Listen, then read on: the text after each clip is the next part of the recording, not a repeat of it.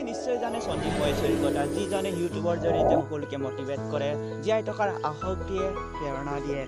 তেওঁ গুৰুত্বপূৰ্ণ এটা কথা কৈছিল, মহাত্মা গান্ধীয়ে যি 3টা বান্দৰৰ কথা কৈছিল, এই ফিলচফিটো সঞ্জীৱ মহেশ্বৰীয়ে সমৰ্থন কৰা নাই, সমৰ্থন নকৰাৰ যুক্তি সুন্দৰভাৱে দাঙি ধৰিছে তেওঁ। আপোনালোকে নিশ্চয় জানে মহাত্মা গান্ধীৰ 3টা বান্দৰৰ বিষয়ে। এই বান্দৰটোৱে বুজাইছে বেয়া কথা ক'ব নালাগে, এই বান্দৰটোৱে বুজাইছে বেয়া কথা শুনিব নালাগে, আৰু এই বান্দৰটোৱে বুজাইছে বেয়া ছবি দেখিব নালাগে। এতিয়া আলোচনা কৰোঁ আচল কথাটো। আপুনি যদি মোক কয় নিউটন এতিয়া তুমি মাৰ কথা নামানিবা, নিউটন এতিয়া তুমি মাৰ ছবি মনলৈ নানিবা, তেতিয়া কি হ'ব? অট'মেটিকলি মোৰ মনলৈ মাৰ ছবি এটা আহিব। মোবাইল বুলি কোৱাৰ লগে লগে আমাৰ মনলৈ মোবাইলৰ পিকচাৰ এটা আহি যায়, কলম বুলি কোৱাৰ লগে লগে কলমৰ পিকচাৰ এটা আমাৰ মনলৈ আহি যায়। অৰ্থাৎ ইয়াৰ পৰা আমি কি বুজিলোঁ? আমি সদায় পিকচাৰৰ চিন্তা কৰোঁ। এইকাৰণে আমি সদায় পজিটিভলি ক'ব লাগে, পজিটিভ ৱৰ্ড ব্যৱহাৰ কৰিব লাগে, তেতিয়া আমাৰ জীৱন সুখ আনন্দ আৰু ছাকচেছ হ'ব পাৰিমেই।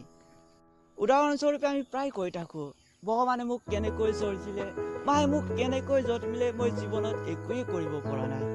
কিন্তু তাৰ সলনি আমি ক'ব লাগে জীৱনত মই বহুত শিকিব লগা আছে, মই মোৰ জীৱনৰ পৰা বহুত শিকিব লগা আছে। মহাত্মা গান্ধীয়ে যি কথা কৈছিল, বেয়া কথা নক'বা, বেয়া কথা নুশুনিবা, বেয়া ছবি নেদেখিবা, তাৰ ঠাইত আমি ক'ব লাগে ভাল কথা ক'ব লাগে, ভাল কথা শুনিব লাগে, ভাল ছবি দেখিব লাগে, ভাল চিন্তা কৰিব লাগে। যেতিয়া সকলোৱে ভাল চিন্তা কৰিব, ভাল কাম কৰিব, তেতিয়া আমাৰ দেশখন উন্নতি হ'বই। আমাৰ দেশখনক উন্নতিৰ পৰা কোনো শক্তিয়ে ৰখাব নোৱাৰিব। আপুনি কি ভাবে মহাত্মা গান্ধী আৰু সঞ্জীৱ মহেশ্বৰীৰ ফিলচফিৰ ওপৰত নিশ্চয় কমেণ্ট কৰি জনাব। আৰু আমাৰ চেনেলটো যদি আপুনি ছাবস্ক্ৰাইব কৰা নাই তেন্তে প্লিজ ছাবস্ক্ৰাইব কৰি লওক, আৰু ভাল লাগিছে যদি লাইক কৰক, কমেণ্ট কৰক, শ্বেয়াৰ কৰক। ধন্যবাদ।